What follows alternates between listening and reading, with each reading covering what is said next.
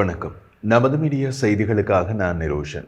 பாகிஸ்தான் தொடர்ந்து மூன்றாவது இரவும் இந்திய எல்லைப்போர் நிறுத்த ஒப்பந்தத்தை மீறியுள்ளது. ஜம்மு காஷ்மீரில் எல்லை கட்டுப்பாட்டு குழு எல்ஓசி வழியாக பாகிஸ்தான் துருப்புக்கள் போர் நிறுத்த ஒப்பந்தத்தை மீறி தொடர்ந்து மூன்றாவது இரவும் துப்பாக்கி சூடு நடத்தின. நேற்றிரவு துத்மாரி கலி மற்றும் ராம்பூர் செக்டார்களுக்கு எதிரே உள்ள பகுதிகளில் தூண்டுதலற்ற முறையில் சிறிய ஆயுதங்களை கொண்டு துப்பாக்கிச் சூடுகளை நடத்தியது பாகிஸ்தான் ராணுவம்.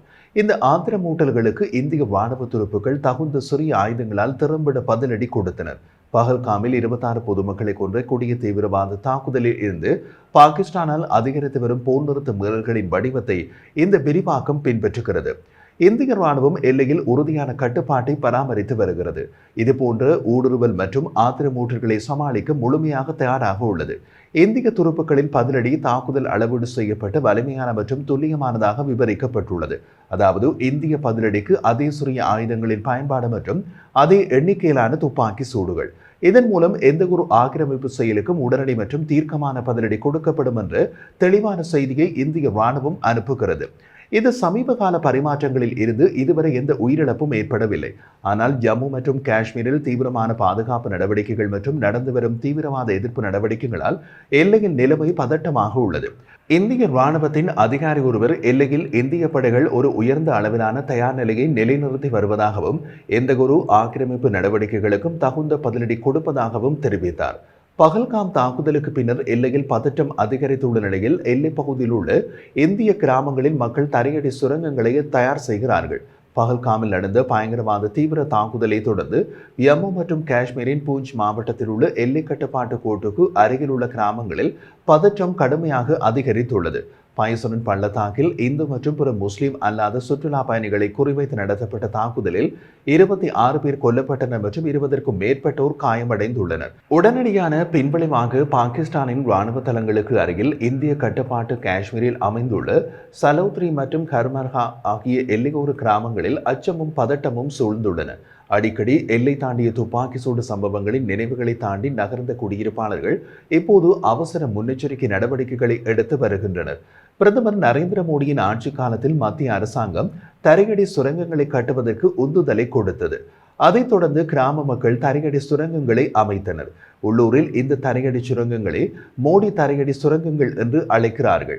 எல்லையில் ஒரு பதட்டம் எப்போதும் இருந்த போதிலும் சமீப ஆண்டுகளாக தொடர்ந்து துப்பாக்கி சூடுகள் நடத்தப்பட்டதில்லை.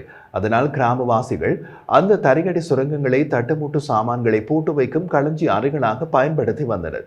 இப்போது இரவுகளில் தினமும் துப்பாக்கி சூடுகள் நடத்தப்பட்டு பதற்றம் அதிகரித்துள்ளதால் கிராமங்களில் மோடி தரையடி சுரங்கங்களை சுத்தம் செய்து புதுப்பிக்க தொடங்கி உள்ளனர். சுமார் 10 அடி ஆழத்தில் கட்டப்பட்ட மற்றும் குண்டு துளைக்காத விதத்தில் வடிவமைக்கப்பட்ட இந்த தரையடி சுரங்கங்களில் போர்வைகள் மற்றும் படுக்கைகள் போன்ற அத்தியாவசிய பொருட்கள் இப்போது சேமிக்கப்படுகின்றன.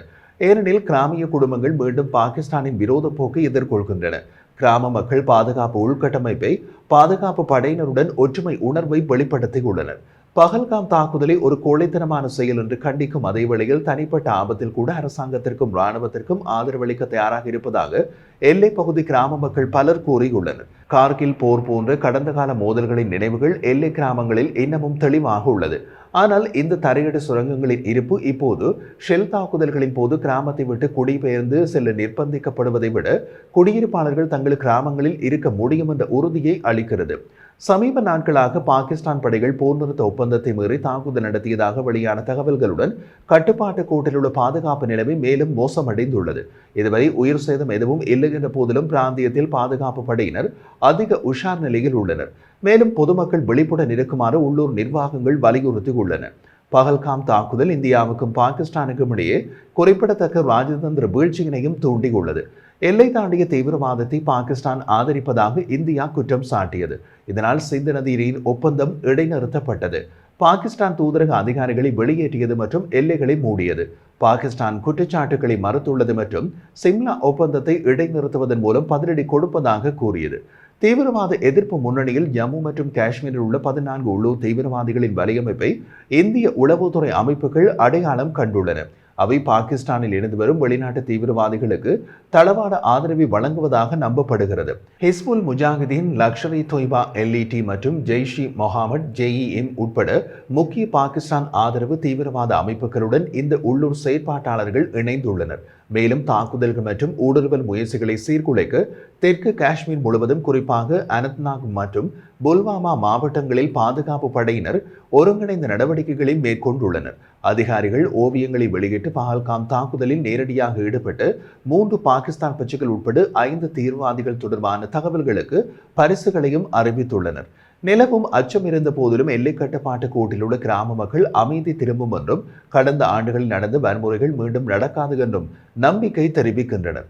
அதே நேரத்தில் உயர்ந்த பாதுகாப்பு நடவடிக்கைகள், தற்போதைய ராணுவ கண்காணிப்பு மற்றும் சுறுசுறுப்பான சமூக தயாரிப்புகள் ஆகியவை இந்த உணர்திறன் வாய்ந்த எல்லைப் பகுதியில் புதுப்பிக்கப்பட்ட பகைமையின் தீவிர அச்சுறுத்தலை அடிக்கோடிட்டு காட்டுகின்றன.